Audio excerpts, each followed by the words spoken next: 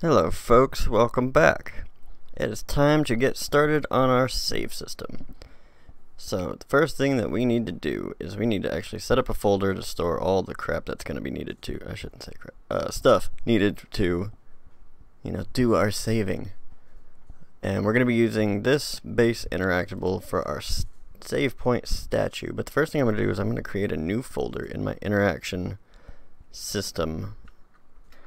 I'm going to call it save system. You can put this folder anywhere you want. I just figure since it's something we'll be interacting with, may as well. I'm going to right click my base interactable and create a child blueprint called save point underscore BP. I'm just going to drop it right into my folder here. So I'm going to double click and open it up. And for the item, the Infinity Blade assets came with this really good angel statue. I think that's her. Yeah. So this is the one I'm going to be using. Now I am going to need to bump the sphere up a little bit, just to make sure that we can interact with, just around the base. That'd be alright. That should be good. Compile that real quick. Then we are going to add a variable over here called SP for save point location, because we're going to have a few of these, and when we save it and we're going to go load the game, this will help differentiate because we'll be able to tell them where they were when they saved. So I'm going to leave that blank and just click that little eye. Now I'm going to drop this here because once that's created, we need to actually create the widget. So I'm going to go to user interface, widget blueprint, and this will be save screen underscore W. Now in the preview we had the save and load on one screen, but that was just to show y'all real quick, but splitting them up into two separate screens would be a lot better. So we're going to do that here. So I'm going to double click and open that up. Just like always, first thing is to wrap the canvas panel with a scale box and a size box. Set my width and height override to the full screen and compile that. So I will be adding an image onto the canvas panel. Ooh, make sure I got that selected, because this will be my background. So I'm offset right. I want it to be full screen. And I want to make it kind of look like a Final Fantasy thing almost. Why not? Kind of like a dark blue. Nah, just black, I guess. That'll be fine. Can't beat the classic, right? So I am going to drop this. I'm going to drop a button onto the canvas panel. I am going to anchor it to the center left. That'll just help it to where we can have them evenly spaced out. And we're going to add 3, but you can add as many as you like and just kind of repeat the process that we go through. Let's see, so the position X, I'm going to just zero it all out real quick. Now for the alignment on the Y, I'm going to set it to 0.5. And for the X, let's see, I'm just going to scale it. If you put your mouse cursor on this, you can actually just kind of scale left and right. And let's see, 150 looks good. And then negative 250. Let's see, I want the size X 300 by 150. That looks good. Now we're putting it over here because there's also going to be gray blocks over here, to where if they've already got a save point, or if you've already got a save point, it'll show up here and tell you what the data is. So let's see, I'm going to drop a text block onto this. For the typeface, just make it light. And this will be save slot 1. Now I'm going to duplicate this. Position Y, set it back to 0. I think this was what, 150? That looks good. This will be save slot 2. And then one more. Let's see, position Y. Oh, no, let's see, negative 150. No. 150. Wait. Oh, 250. 0. Okay, 250. There we go. This one's 150. X 150. Y 250. Alright. And this will be my save slot 3. So I'm going to compile that. Now what I want to do is I'm going to drag out another another 3 canvas panels. Now these I'm going to anchor to the center. Set its offsets back to 0, 0.5, 0.5. And then I'll kind of position it. Well, let's see. Let me size it appropriately first. So that ought to be good. So I'm looking at what? 800 by 200. And then for the Y, let's move it over and then up. So I'm going to drag an image onto that canvas panel as well. Anchor it to, oh, wait a minute, no. Make sure I got that image selected. That would have been terrible. It's terrible. For the color, this one's going to be kind of grayish so that it stands out a little bit more.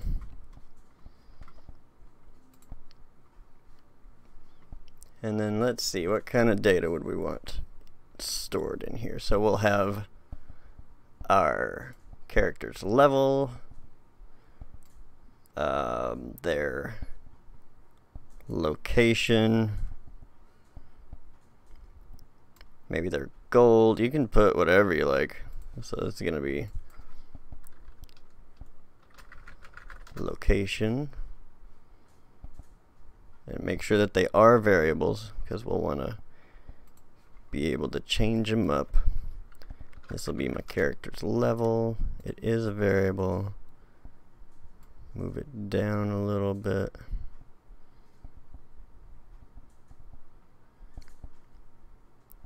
Let's see, level right here, I guess. I don't know, you can design it any way you want. This will be my gold, and it can go all the way over to, whoa, not that far, over to the right and down. Now for that one, I'm going to justify it right so that it fills that way. Now for the location, actually I'm going to set that maybe in the middle. You know, just wherever you think looks nice and all that. Actually, I'll anchor it to the center, and that'll be easier to line it up then.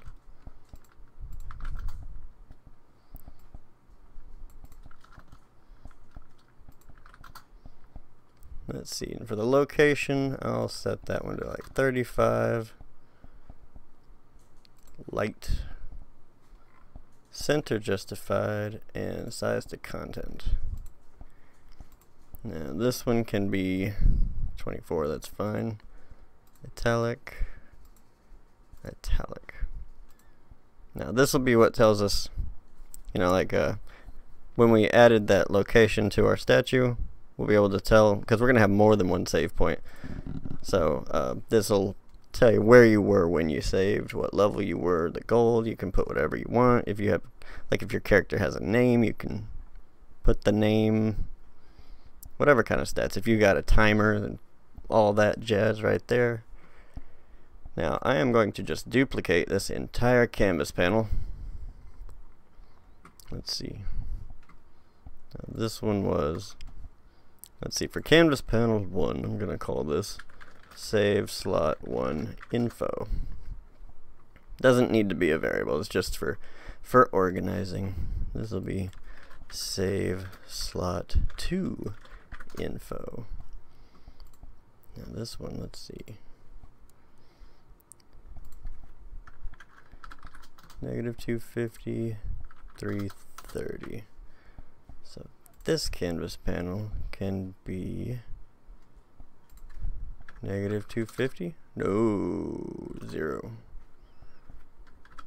250. Wait, why is it? Oh, that's the, oh, because I'm stupid. That's why. 330.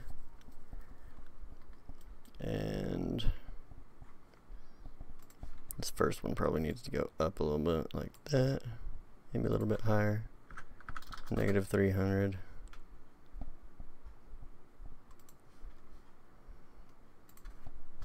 0, and then duplicate it one more time.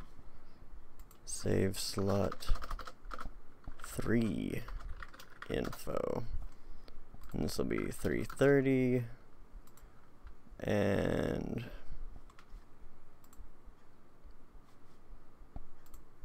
negative 300, 0, so 300 on the Y. So here is our save screen. Save slot 1. Let's see, location, text block, location 1. And it automatically added, so that'll be fine. You can update these names to be like save slot 2, location, etc. This will be fine for now. So now in our save point, let us get rid of all this and set an event interact function. Now when we interact with it, we want to see if we've already interacted with it. So if we're going to add a boolean and ask, is the save screen open question mark? That'll be a boolean. We'll add a branch, hook that up, and if it's not, then okay, only 10 minutes. And if it's not open, then we want to create our widget. That will be our save screen that we just set up. We'll promote that to a variable called save screen _w. Now let's go back to the save screen because we need to add a variable into it. And this will be called statue.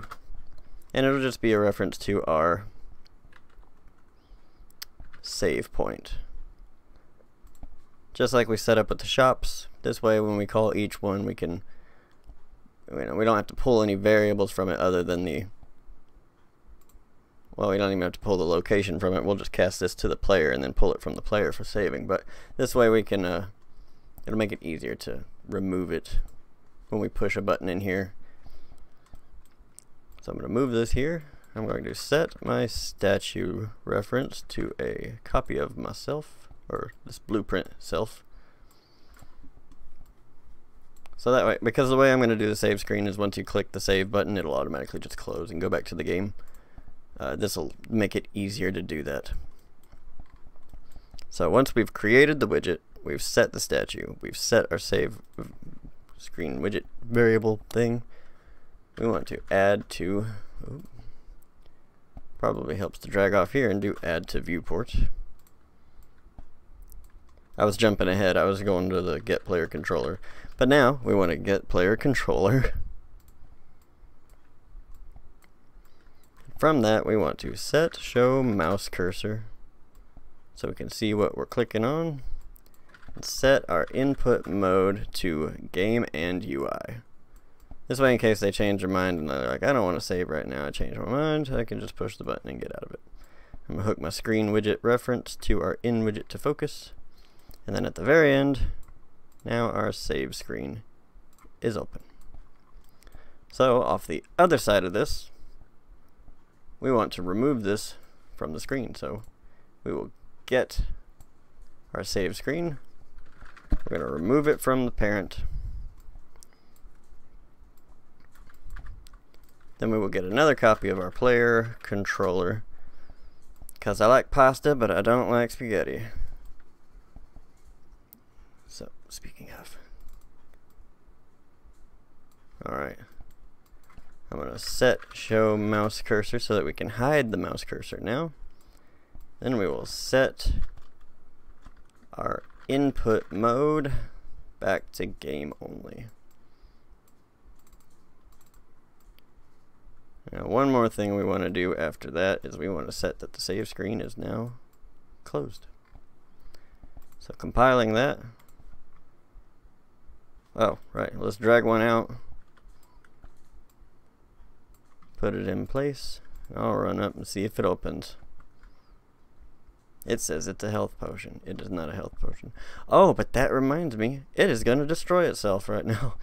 Let's go into the save point blueprint, and up at the very top, up here, right here. So, oh, okay, alright. Well, we want to make sure that it's not going to destroy itself, and for the item name, I'm just going to set it to interactable. So I'll compile that.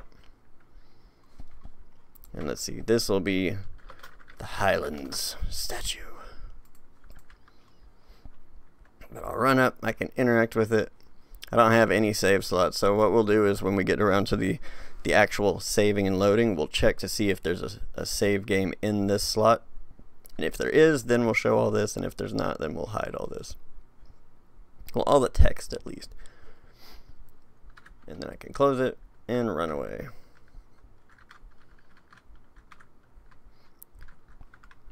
So, alright, that's looking good so far. So we'll end this video here, and in the next one we'll start going over the actual saving system and loading. So I will see y'all in a bit. Bye bye.